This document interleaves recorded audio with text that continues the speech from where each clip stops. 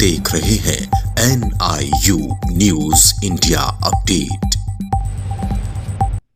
नमस्कार, स्वागत है आप सभी का। मैं हूं आपके संग दीप मैठानी और आप देख रहे हैं NIU news India update. News India update पर चर्चा के लिए हमारे साथ आज एक बार फिर से जुड़ रहे हैं निषाद पार्टी उत्तराखंड के प्रदेश अध्यक्ष श्री अनिल शर्मा जी। शर्मा जी, बहुत बहुत स्वागत आपका और नमस्कार आपको। बहुत बहुत धन्यवाद दीप जी। हमें आप बार बार समय देते हैं, उसके लिए बहुत बहुत आभार आपका। नहीं, आप जब भी समय मांगते हैं हमें तो देना पड़ेगा। देखिए, पत्रकार तो इस मेरे ख्याल चौथा स्तंभ है, और चौथे स्तंभ को समय नहीं देंगे तो कैसे काम चलेगा। आप आज उत्तराखंड पहुंचे हुए हैं, उत्तराखंड की वादियों में। आप देख रहे हैं कि लगातार बरसात हो रही है और दैवीय आपदा जगह जगह आ रही है। कैसे देखते हैं आप इसको? इसमें पहला सवाल मैं आपसे जानना चाहूँगा कि ये मनुष्य की बनाई हुई आपदा है या वाकई में ये दैवीय आपदा है? नहीं, देखिए, दैवीय आपदा जो देवता हैं वो तो उनकी तरफ से तो आपदा कभी हो ही नहीं सकती। अब ग्लोबल वार्मिंग कहें हम इसको या कुछ भी कह सकते हैं, लेकिन हाँ, आपदा तो है। और इस आपदा में जो भी नुकसान हो रहा है वो भी दुखद है। और आपको पता है कि हमारी पार्टी जो NDA के घटक दल हम लोग हैं, तो भाजपा पूरी तरह से इसके लिए समर्पित है। और जो वो लोग कर रहे हैं और जो हमारी पार्टी कर रही है वो तो आपको पता ही है। आप लोग, जो आपकी पार्टी है निषाद पार्टी, वो उत्तराखंड में इस आपदा में क्या भूमिका निभा रही है पीड़ितों के लिए? देखिए, निषाद पार्टी की अगर आप बात करें तो हम घटक दल हैं। जो भी हम कर पा रहे हैं वो जो भाजपा के साथ लग के हमें करना है वो हम कर रहे हैं। और हमारा कोई ऐसा पर्सनल या अलग से रोल नहीं है, हम भाजपा के साथ ही हैं। जो भाजपा कर रही है हम उनका साथ दे रहे हैं। इस समय जो वर्तमान में प्रदेश के मुख्यमंत्री हैं, युवा मुख्यमंत्री पुष्कर सिंह धामी जी, जो इस समय आपदा पीड़ितों को सहायता पहुंचा रहे हैं, स्थानीय विधायक पहुंचा रहे हैं भाजपा के, आप उससे पूर्णतया संतुष्ट हैं? नहीं, बिल्कुल संतुष्ट हैं। और आप भी देख रहे हैं, आप लोग ही न्यूज़ में दिखा रहे हैं कि वो खुद जगह जगह जाकर जगह का जायजा भी ले रहे हैं और पूर्णतया मदद भी पहुंचा रहे हैं। और सारे कार्य आपको पता ही है वो कर रहे हैं। और जो भी बन पड़ रहा है, जो भी हो सकता है, वो जो है NDA घटक दल बीजेपी कर रही है। शर्मा जी, आपने पूर्व में अभी कुछ दिन पहले ही राजधानी देहरादून में जिस समय अमृत महोत्सव चल रहा था, उसके दौरान में तिरंगा यात्रा 14 अगस्त को तिरंगा यात्रा आपने यहाँ पे की थी। और जगह जगह आप लोगों ने झंडे भी वितरित किए। करीब 1000 के आसपास आप लोगों ने झंडा वितरण किया लोगों के घर घरों में पहुँच करके। क्या मानते हैं आप, उससे कुछ प्रभाव पड़ा क्या? राष्ट्रवाद की जो एक अलख जगाने की कोशिश की गई थी, जो देश के प्रधानमंत्री जी ने जो ये आह्वान किया था, उससे कुछ वाकई कोई अलख जगी है? देखिए, अलख जगाने की बात तो ये है कि जो माननीय प्रधानमंत्री श्री नरेंद्र मोदी जी ने आह्वान किया कि हर घर तिरंगा, घर घर तिरंगा, और जो हमारे पास हमारे जो माननीय राष्ट्रीय अध्यक्ष जी हैं श्री संजय निषाद जी, कैबिनेट मंत्री उत्तर प्रदेश सरकार मत्स्य विभाग, उनकी तरफ से भी हमें आदेश आया कि हमें तिरंगे भी वितरित करना है, घर घर भी जाना है, और जो मोदी जी का आह्वान है उसको हमें पूरा करना है। और हमें ऐसा नहीं लगा कि कहीं भी उसमें कोई कमी रह गई है। हर घर पे हमने तिरंगा देखा। जो आप तिरंगे वितरित करने की बात करें, ये हर एक देश के हर एक नागरिक को तिरंगा वितरित करना चाहिए, तिरंगा घर पर लगाना चाहिए। ये हमारी जिम्मेदारी है, हमारा देश है, और हम चाहेंगे कि हमारे देश में हर घर पे तिरंगा होना चाहिए। शर्मा जी, उत्तराखंड में एक याचिका लगी हुई थी लंबे समय से हाई कोर्ट में। उसमें था कि जो उत्तराखंड में जितनी भी महिलाएं सरकारी नौकरी कर रही हैं, उन महिलाओं को 36 आरक्षण दिया जाए। उसको हाई कोर्ट ने निरस्त कर दिया है। आपकी पार्टी निषाद पार्टी है जो ज़्यादातर आरक्षण के लिए ही लड़ाई लड़ती है, तो इस मामले को कैसे देखते हैं आप? देखिए, यहाँ लड़ाई आरक्षण की नहीं है। पिछली बार भी मैं आपको बता चुका हूँ, केवल जाति जोड़ने की बात है। और दूसरी बात, जो आरक्षण की बात है, अगर हाई कोर्ट ने निरस्त कर दिया है तो अभी सब कुछ समाप्त नहीं हुआ है। आगे और भी रास्ते हैं, उस पर चला जाएगा। आदरणीय, आपकी कार्यकारिणी का विस्तार कर रहे हैं, लंबे समय से बोल रहे हैं कि हम लोग विस्तार कर रहे हैं इस कार्यकारिणी का। देहरादून एरिया या गढ़वाल परिक्षेत्र की बात करें तो देखा जा रहा है कि आप जगह जगह मीटिंग भी कर रहे हैं और लोगों को जोड़ रहे हैं। कुमाऊं मंडल में क्या योजना चल रही है आपकी? देखिए, मैं अभी आपको इस बारे में कुछ भी नहीं बोल सकता, क्योंकि मैं आपको बताऊं कि पिछली बार भी 14 अगस्त को भी कुछ पत्रकार बंधु थे जिन्होंने प्रेस क्लब देहरादून में मुझसे प्रश्न किया था। देखिए, एक पार्टी का डेकोरम होता है और उस डेकोरम को हमें मेंटेन करना पड़ेगा। हम जो भी विस्तार कर रहे हैं उसकी सूची हमने अपने जो राष्ट्रीय अध्यक्ष जी हैं उनको भेज दी है। आपको भी पता हो कि राष्ट्रीय अध्यक्ष जी अभी जो आज़ादी का अमृत महोत्सव है उसके तहत लंदन गए हुए हैं रवि किशन जी के साथ। मेरे पास सवाल है उसके लिए, जी, मैं पूछूंगा आपसे। तो अब जब वो वापस आएंगे उस सूची पर विचार होगा और किस तरह से विस्तार किया जाए, उसका जो विस्तारण है क्या जो है पास होगा या उसमें कुछ चेंज भी करना है, तो देखिए उसके बाद ही मैं आपको, क्योंकि पार्टी का डेकोरम हमें मेंटेन करना पड़ेगा, मैं सब कुछ नहीं हूँ, तो ऊपर से जो भी आदेश होगा आपको बताया जाएगा, आपके सामने समक्ष आपको बुलाकर बताया जाएगा कि शर्मा जी हमने चलिए, ये मैं आपके गॉडफादर, जो पॉलिटिकल गॉडफादर हैं आप लोगों के, आपकी पार्टी के, उन पर ही आता महामना हूँ। डॉक्टर संजय निषाद। संजय निषाद जी, ये इस वक्त लंदन गए हुए थे अमृत महोत्सव को मनाने के लिए। वहाँ हमने देखा कि लंदन में भी तिरंगा फहराया जा रहा था। ये कोई आधिकारिक कार्यक्रम था या किसी अपने निजी दौरे पे वो गए हुए थे? नहीं, ये आधिकारिक कार्यक्रम, आधिकारिक कार्यक्रम। क्योंकि एक सांसद भी है उनके साथ, जी रवि किशन जी भी हैं। जी। क्या आपको लगता है कि एक सांसद और एक कैबिनेट मंत्री अपने पर्सनल दौरे पे जाके और वहाँ पर तिरंगा लहरा सकते हैं? और यदि यदि पर्सनल दौरे पे जाके तिरंगा लहरा सकते हैं तो ये तो बहुत अच्छी बात है। हमारे देश का एक नागरिक अगर वहाँ पर जाकर और तिरंगा लहरा सकता है तो इससे बड़ी बात क्या चाहते हैं आप, मुझे बताइए। नहीं, मैं सिर्फ ये जानना चाह रहा था कि ये किसी मोदी जी के निर्देश पे ही ये सब हुआ होगा, सरकारी निर्देश पे। मैं सिर्फ ये जानना चाह रहा था। नहीं, आप सवाल मुझसे पूछ रहे हैं लेकिन पता सब कुछ है आपको। देखिए, मैं तो नहीं, ये चाहूँगा। ये आधिकारिक आधिकारिक। जी।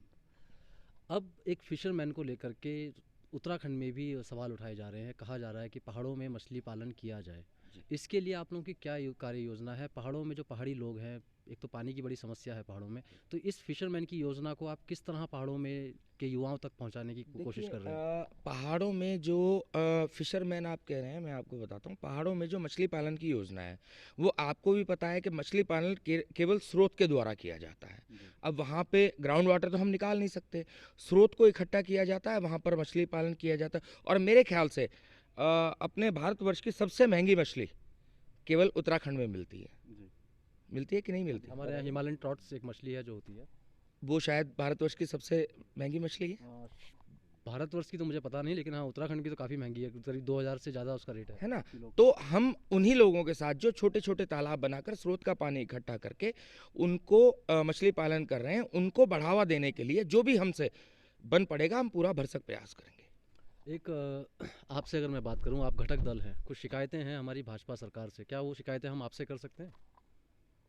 अब अगर आपको ऐसा लगता है, देखिए हम घटक दल हैं और शिकायतें तो ये राजनीति है और सरकार से सबको रहती हैं कि कोई भी सरकार किसी भी सरकार को आज तक मेरे ख्याल से पत्रकारों ने परिपक्व नहीं बताया है।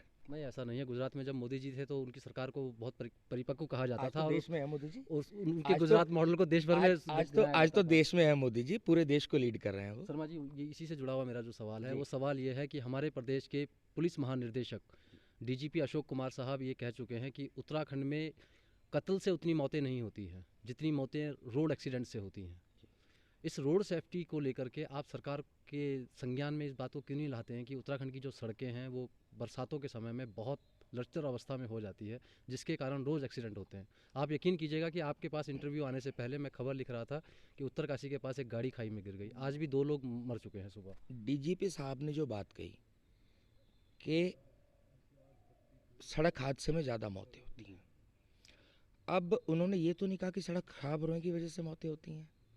हो सकता है कि ट्रैफिक व्यवस्था ठीक ना हो। मैंने आप ये देखिए, आप तो पॉलिटिकल जवाब दे रहे हैं मुझे। नहीं, सड़क आपकी बहुत ख़राब है। मैं आपके पास जहाँ भी हम बैठे हुए हैं, आपके पास यहाँ आने पर भी मेरे को दम निकल गया मेरा। इस सड़क में इतना बुरा हाल है, इस सड़क का पूरी मसराज पट्टी की आपकी ये सड़क लच्चर अवस्था में है। कहीं भी गाड़ी गिर जाए या बंद हो जाए, मैं तो अगर कोई गर्भवती औरत को इस सड़क से जाना हो तो मैं यकीन नहीं करता हूँ कि रास्ते में ही प्रसव ना हो जाए महिला का। ऐसी स्थिति में ये सड़क है, तो इसके लिए आप सरकार को क्यों नहीं चिताते हैं? नहीं दीप जी, ऐसा नहीं है, आप बहुत एक्सट्रीम में जा रहे हैं। मैं आपको एक बात बताता हूँ कि देखिए उत्तराखंड में जब बारिश होती है, बारिश कितनी भयंकर है आपको पता है। और अभी आप आपदा की बात कर रहे थे, अभी आप सड़कें की बात कर रहे हैं। देखिए, जब आपदा आ रही है, जब आपदा आ रही है, बारिश हो रही है और आपको पता है कि डामर की जो सड़कें हैं पानी से वो खराब होती हैं और वो हर बारिश में खराब होती हैं, लेकिन क्या आपको नहीं लगता कि बारिश के बाद वो ठीक भी होती हैं, बनाई भी जाती हैं? चुनाव से पहले 1 महीना बनाई जाती है, उससे पूर्व तो मेरे को नहीं दिखता ये काम होता है। मैं पूरे प्रदेश की आपसे बात कर रहा हूँ इस बात। नहीं मैथानी जी, मैं आपको बताता हूँ कि जैसे ही बारिश ख़त्म होती है सभी सड़कें ठीक होती हैं और उनका जो है पूरी तरह से उनको ठीक किया जाता है। लेकिन हाँ, अब बारिश का समय है, अभी बारिश चल रही है, दिन रात बारिश हो रही है, तो बारिश में उस सड़क को ठीक करना शायद थोड़ा सा मुश्किल है, लेकिन बारिश ख़त्म होते ही सभी सड़कें ठीक की जाती हैं। और मैं आपसे निवेदन करूंगा कि बारिश के बाद आप उन्हीं सड़कों की एक बार दोबारा न्यूज़ से बताएं। जी ज़रूर, मैं पूरी कोशिश करूंगा। दूसरा मेरा सवाल है, इस समय प्रदेश में एक बड़ा मुद्दा चल रहा है यूकेसीसी का भ्रष्टाचार। हमारा यूके ट्रिपल एससी जो एक भ्रष्टाचार का बड़ा अड्डा बन चुका है, इस पर निषाद पार्टी का क्या स्टैंड है? क्या आप लोग सीबीआई जांच की मांग करते हैं इस पे? देखिए, सीबीआई जांच की मांग हम तब करेंगे जब हमें हमारे माननीय मुख्यमंत्री जी पर विश्वास नहीं होगा। जो लोग दोषी हैं उन लोगों को सजा दी जाएगी, पकड़े भी जाएंगे, और पूरी तरह से जो लोग इसमें कल्प्रिट हैं, एक एक आदमी जेल जाएगा। आप अपने मुख्यमंत्री जी के ऊपर पूरा विश्वास दिखा रहे हैं जी। वहीं कानपुर से निर्दलीय विधायक हैं उमेश कुमार जी, वो वरिष्ठ पत्रकार भी हैं। वो कह रहे हैं कि इसमें बड़े सफ़ेद पुरुषों के नाम भी आना यकीनन तय है। उसके लिए वो लगातार सीबीआई जांच की मांग कर रहे हैं। आखिर क्या कारण है कि आप निषाद पार्टी से हैं और बीजेपी सीबीआई जांच से इसमें बच रही है? हम मानते हैं कि 23 गिरफ्तारियां इसमें हो चुकी हैं, एक के बाद एक गिरफ्तारियां हो रही हैं और खुलासे भी हो रहे हैं, कई भर्ती परीक्षाएं भी रद्द कर दी गई हैं। पर सीबीआई जांच से क्यों बच रहे हैं आप लोग, जब प्रदेश का युवा सीबीआई जांच की मांग कर रहा है?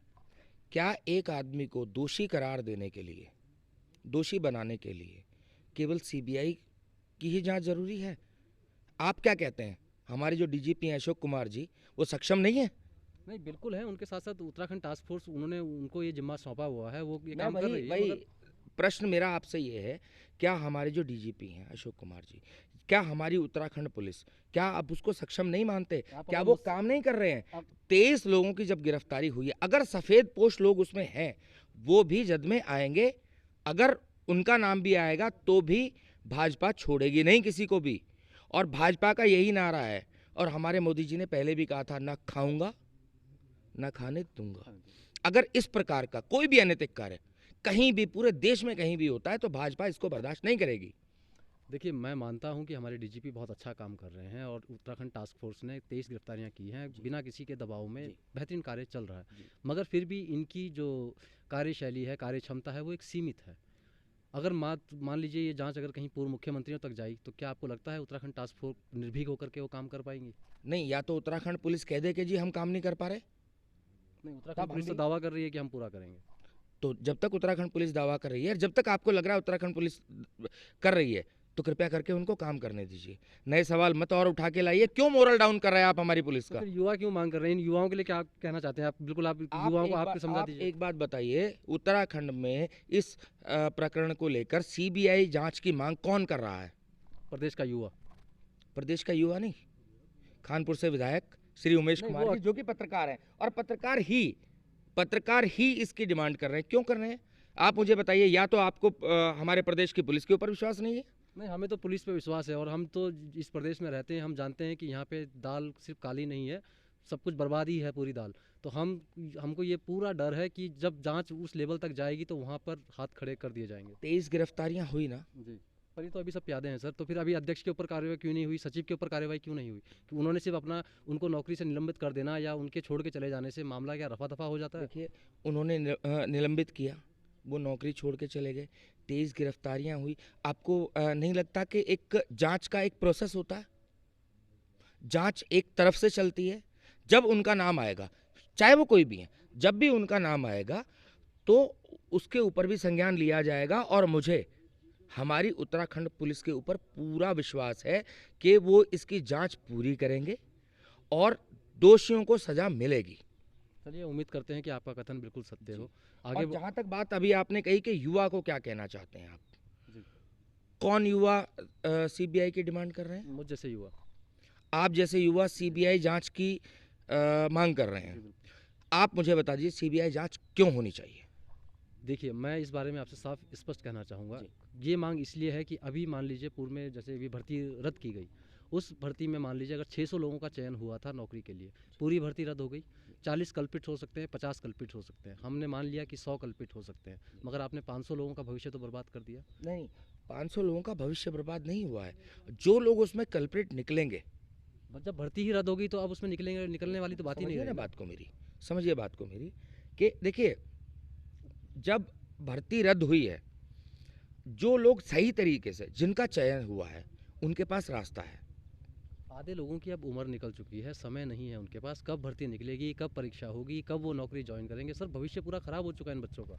अब आप मुझे एक बात बताएं, अगर भर्ती में घोटाला निकला है उसकी जांच जरूरी है कि नहीं है? एक तरफ तो आप जांच की मांग कर रहे हैं, इसीलिए हम सीबीआई जांच की मांग कर रहे हैं, क्योंकि सीबीआई जो है वो एक एक व्यक्ति को, जो कल्प्रिट्स थे उनको पकड़ के साइड कर सकती थी, और जो साफ बच्चे थे, सुरक्षित बच्चे जो हमारे हैं, उनको बचाया जा सकता था। इसका मतलब पुलिस नहीं कर सकती, हमारी उत्तराखंड पुलिस नहीं कर सकती।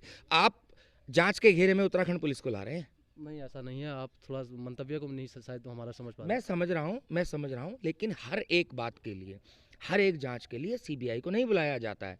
जब प्रदेश की पुलिस अगर वो कार्य नहीं कर पाएगी तब सीबीआई को बुलाया जाता है। अगर सीबीआई को बुलाया गया है, इसका मतलब कि प्रदेश की पुलिस ने जांच सही नहीं की। अभी जांच चल रही है, डीजीपी साहब जांच कर रहे हैं, खुद संज्ञान ले रहे हैं, तो थोड़ा उन्हें समय दीजिए। और जिस प्रकार से जांच के जो है रिजल्ट निकलेंगे, अगर आपको लगे कि ठीक नहीं है तो कोई बात नहीं, आप सीबीआई जांच की मांग कीजिए। हम भी माननीय मुख्यमंत्री जी से कहेंगे कि हाँ आप अब सीबीआई जांच कराइए, चलिए, क्योंकि तब तो प्रतिष्ठा का सवाल हो जाएगा ना।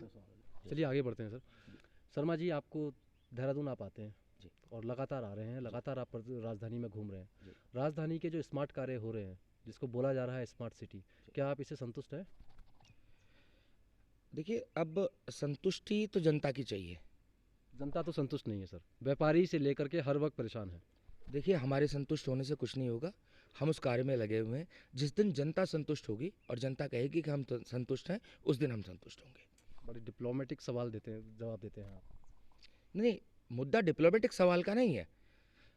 जब तक जनता संतुष्ट नहीं है, हमारे संतुष्ट होने से क्या होगा? पत्रकार संतुष्ट नहीं है, जनता संतुष्ट नहीं है, तो आप मान रहे हैं कि स्मार्ट सिटी के काम में कई मैं प्रकार नहीं की मान रहा, खामियां मैं नहीं, आपने कहा कि जनता संतुष्ट नहीं जी है। बिल्कुल वाकई नहीं। अगर आप लोग संतुष्ट नहीं है, जनता संतुष्ट नहीं है, तो हम पूरी तरह से तत्पर हैं और हम जो है आगे भी कार्य करेंगे कि हम जब जनता को संतुष्ट कर पाएंगे, जब जनता संतुष्ट होगी, तब जो हमारा अपना मोटिव है उसको हम पूरा कर पाएंगे। चलिए शर्मा जी, आपने हमें समय दिया, उसके लिए आपका बहुत बहुत आभार, बहुत बहुत धन्यवाद। बहुत बहुत धन्यवाद। तो आज हमने आपकी मुलाकात करवाई निषाद पार्टी उत्तराखंड के प्रदेश अध्यक्ष श्री अनिल शर्मा जी से। हमने जाने उनके विचार, हमने यूकेएसएससी मामले में उनसे बात करी, हमने प्रदेश में जो इस समय सरकारी विभागों में महिलाओं को आरक्षण देने को हाईकोर्ट ने निरस्त किया है, उस पर भी बात करी। हमने उनके विचार जाने, आपदा से जुड़े मुद्दे पर भी हमने उनसे बात करी, आपने सुने उनके विचार। ऐसे ही विचारों को सुनने के लिए जुड़े रहिए हमारे साथ। अगली बार मुलाकात करवाएंगे किसी अन्य शख्स से आपकी, तब तक के लिए जुड़े रहें हमारे संग और खबर को शेयर करना आप बिल्कुल ना भूलें। बहुत बहुत धन्यवाद। न्यूज इंडिया अपडेट आपका अपना चैनल है, खबर को शेयर करना बिल्कुल ना भूलें और पेज को जरूर फॉलो करें ताकि आपको मिल सके हमारी खबर सबसे पहले।